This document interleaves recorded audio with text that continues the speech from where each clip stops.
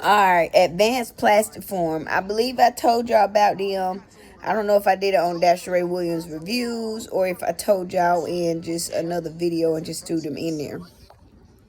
But they participated in organized crime as well. And this was another company that I had to pass a background check to get the job. And I worked for them before I worked for Everrise before they put that charge back on my record. And it was just a misdemeanor, but you know, uh so Advanced Plastiform. When I got the job over there, it's in Zebulon, North Carolina. When I got the job over there, Christopher Nash, and Winter.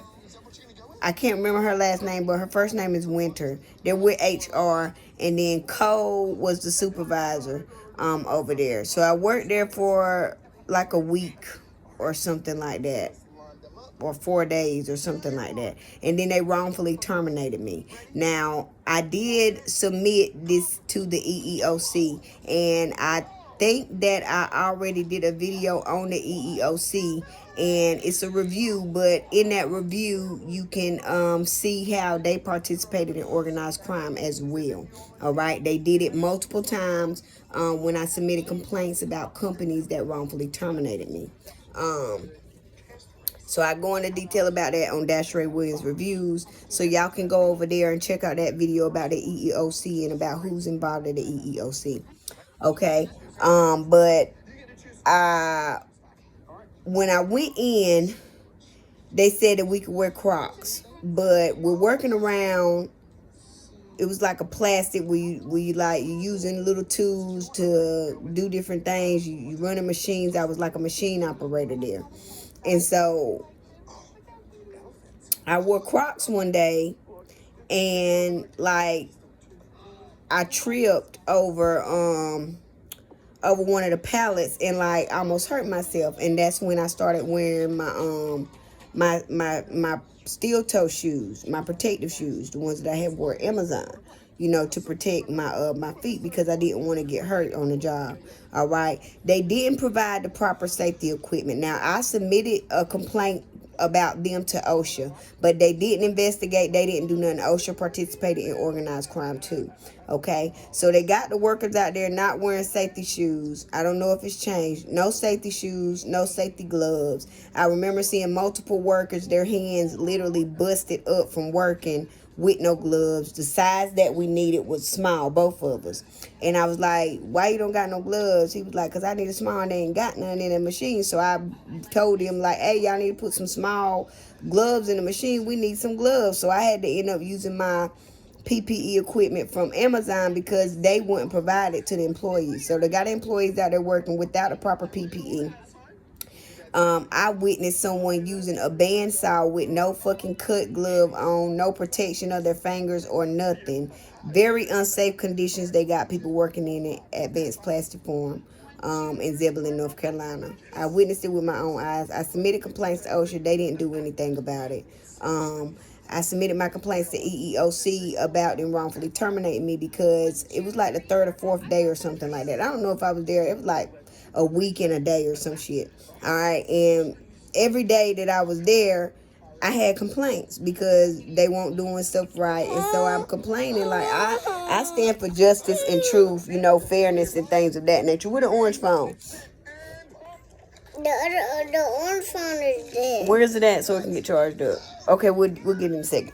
But, so if I see a problem, I'm going to say something. I'm not the type of worker that, if I see a safety risk or something, somebody could get hurt, I'm going to say something about it. Like, nigga, what the fuck y'all doing? And so they didn't like that about me because I'm not the type to just go with the flow. I don't go with the crowd. I'm a leader, okay? So I lead by example.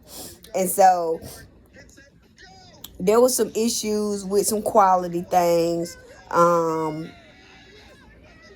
I raised those issues. The lady had told us to do it one way, and then they end up getting in trouble. And we was like, well, she told us to do it. They was trying to blame the black dude, and I'm like, bro, it was just too much. And so They fired, they wrongfully terminated because I submitted a complaint to EEOC. And then, like, I had documented in my complaint, and I still got that complaint somewhere. It's probably on my computer somewhere, or probably in my email somewhere from where I submitted it, but I gotta find it. I got those documents somewhere from where I submitted it to the EEOC.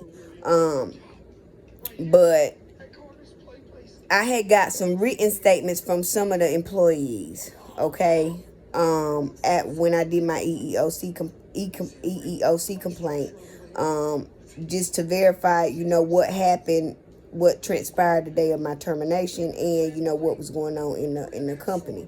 And so there was a crooked lawyer. All the lawyers is crooked now, let me tell you.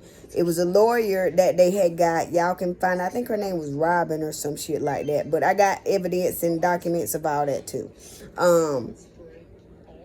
And so I submitted that with my complaint. They fired everybody that was associated with me. They fired mostly the black people, okay, that was working there.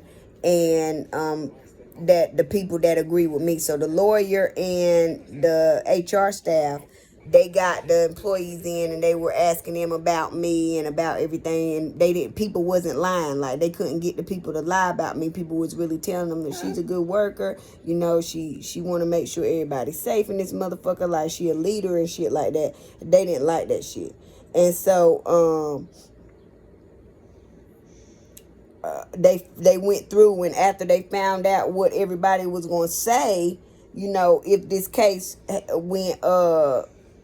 went past the EEOC, went to court, they fired the people that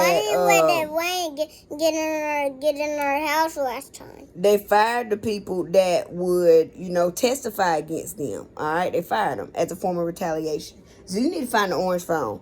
And so you need to find an orange phone, son. With an orange phone. I had statements or whatever submitted to the EEOC. Now, what happened today? The day that shut the fuck up to me. What happened the day that I cut it down? So the day that I was terminated. Okay, so I went to work that day after submitting several complaints. Okay, to Chris Nash. I got some emails back and forth from him. After submitting several complaints, about safety and about things of that nature, we actually sat down and had a meeting, me, him, and the supervisor, Cole. And, I expressed to them what I was seeing, what needed to be done, because I'm a problem solver too. You know what I'm saying? I don't be coming in trying to run people's shit, but I be coming in running people's shit. And they don't like that I'm a leader and not a follower too.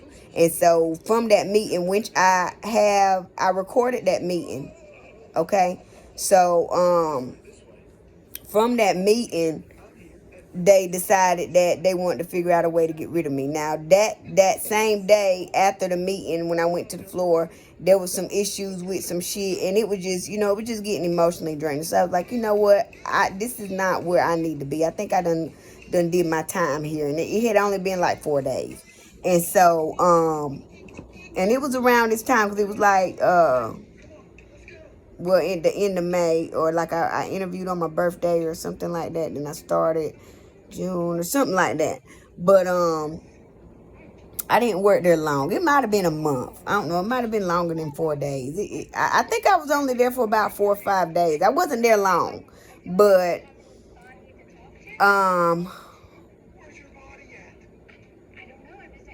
the day that I got fired, wrongfully terminated, I went to work. And it was just still stuff going on, couldn't nobody agree on nothing, didn't nobody want to take accountability. And I was just like, this is not the type of work environment that I want to be in.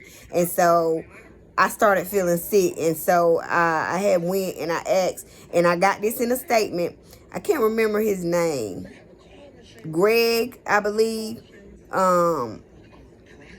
Greg. And I was trying to figure out, how do I, let somebody know that I want to leave early. So I went and I asked Greg. And he was like, well, you let Cole know. And so I went and I let Cole know. Now, mind you, when I seen Cole, he was coming down, because I had to find him. He was coming down one of the aisles. I don't think there were any cameras on there. And I did clock out this day. Now, mind you, I talked to somebody before I left. I talked to two people. I talked to Cole. Well, three people. I talked to Greg, an employee. I talked to Cole, the supervisor. And there was another dude that I talked to, the QA. Before I left that day. So when I found, after I talked to Greg and asked him, he was like, well, find Cole and let him know. And so I was like, all right. So I went and found Cole, and I was like, I don't feel good. I'm just going to go home for the day and try again tomorrow or whatever. And so Cole was like, all right, just clock out before you go. And so when I go to the computer to clock out, now mind you, if a motherfucker is just walking off work and just leaving without telling nobody, they're not going to clock out, okay? Number one, because they lied. The lawyer, they told the lawyer, them and the lawyer got together and told the EEOC that I just walked off, which that is not what happened. And I got witnesses and a statement from one of them that confirms that. And he, I don't know if he got fired or if he left, but